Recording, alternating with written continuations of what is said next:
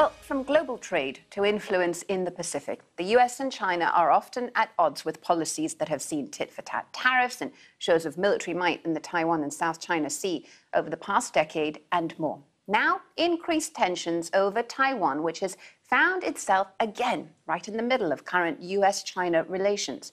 Chances of a military conflict, according to experts, are higher than ever.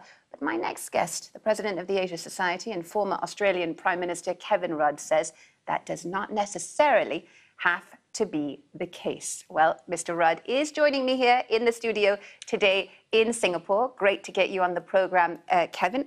Let's just start with that, shall we? What's your sense? You know, now we've had these visits by American officials to Taiwan, conversations about trade between Washington and Taipei. Some would say the US appears to be doubling down on the Taiwan issue. How do you see this playing out? With increasing difficulty, and the reason is that Xi Jinping wants to retake Taiwan. He's the first Chinese political leader to have announced a timetable for doing that, albeit by 2049. But most previous Chinese political leaders have left this in an indefined space in the future. Chinese military preparations are underway, financial and economic preparations are underway, and the United States and its allies are pushing back.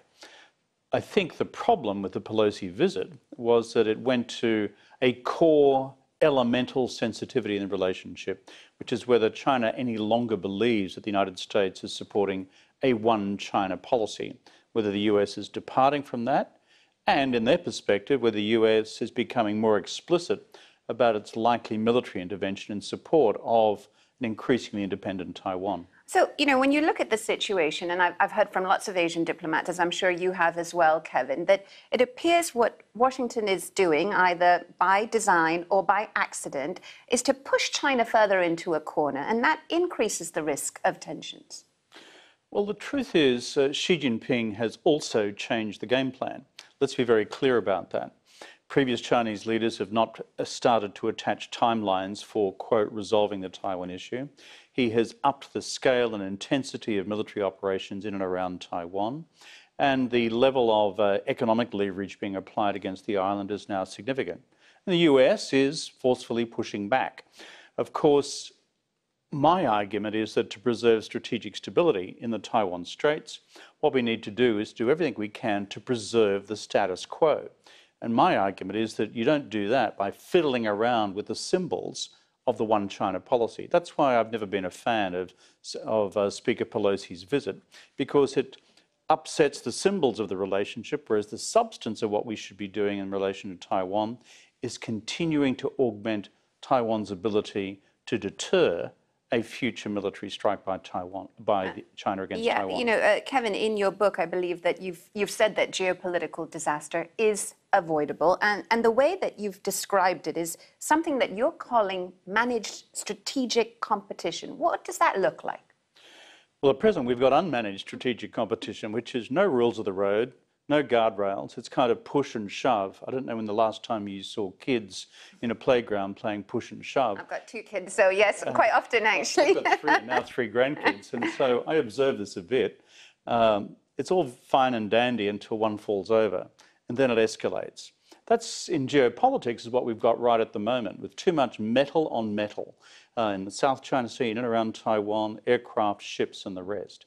Managed strategic competition says basic guardrails or rules of the road around 5 sets of strategic red lines led by Taiwan between the two sides, so that you don't accidentally tripwire into crisis, conflict, and war. And the rest of the relationship can be conducted as non-lethal strategic competition.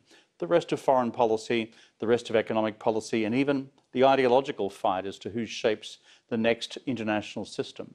But let's face it, on the domestic front, both these countries are facing political pressures, right? We've got the midterms coming up in the US. Xi Jinping has got the party congress towards the end of the year. Is there the will, do you think, politically, for that kind of negotiation, compromise, sensible conversation? Well, in my post-political life, I kick around a bit, okay? I'm sort of an Australian at large on the loose. So in running an American think tank, I spent a fair bit of time in Washington, and at least on Zoom, and not recently visiting Beijing, but prior to that, spending a lot of time there as well. and hopefully again soon. I do not sense, when you get down to basics in Beijing or Washington, that there is an appetite for war. There is, however, a real concern of war by accident, at least for the rest of this decade. By next decade, Xi Jinping may think he's militarily and economically prepared to launch a strike.